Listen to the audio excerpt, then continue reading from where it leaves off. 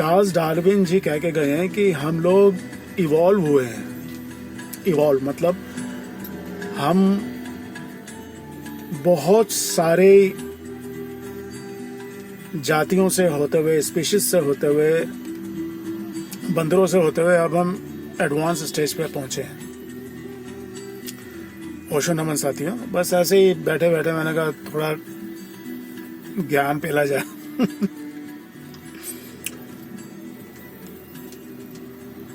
कैसा है ना कि हम सबको क्रिटिकली थिंकिंग करना बहुत जरूरी है। वही एक चीज मिसिंग है कि हम अंधविश्वास का जन्म वहीं से होता है कि जब हमारी क्रिटिकल थिंकिंग काम नहीं करती है या रुक जाती है।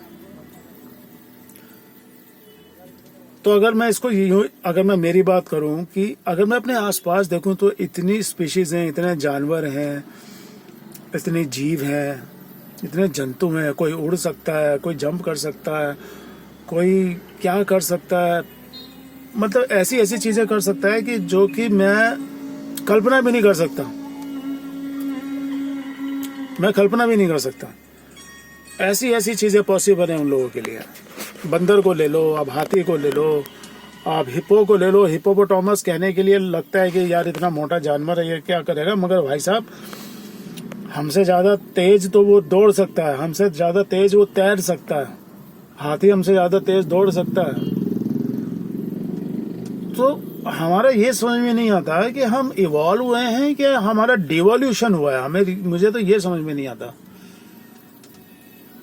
मतलब कमाल की बात है ना। हम लोग फिजिकली अगर हम पिछली अगर पीढ़ियां देखें, जो हम बोलते थे हम लोग हंटर्स थे, कई बार बोलते ना लोग हम लोग हंटर्स थे, हम ये थे, हम वो थे, तो उनसे अगर कंपेयर करें तो यार हम तो कहीं भी नहीं टिकते उनके सामने।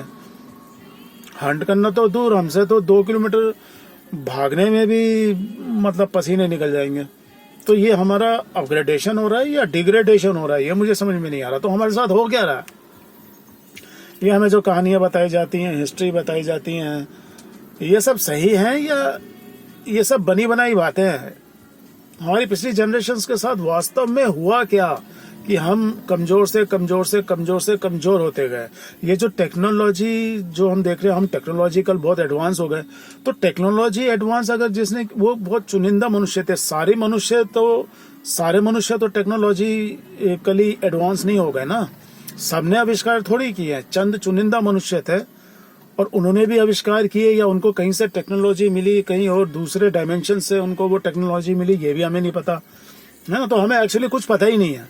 हम खाली बस हम मानते आ रहे हैं और हम करते आ रहे हैं। तो बड़ी ये इस चीज को सोचना, इस पे ब्रेनस्टॉर्म करना बहुत जरूरी है, मुझे तो ये लगता है। आपके इस बारे में क्या विचार है मुझे जरूर बताएं, ताकि हम आगे इस कॉन्वर्सेशन को जारी रख पाए। धन्यवाद।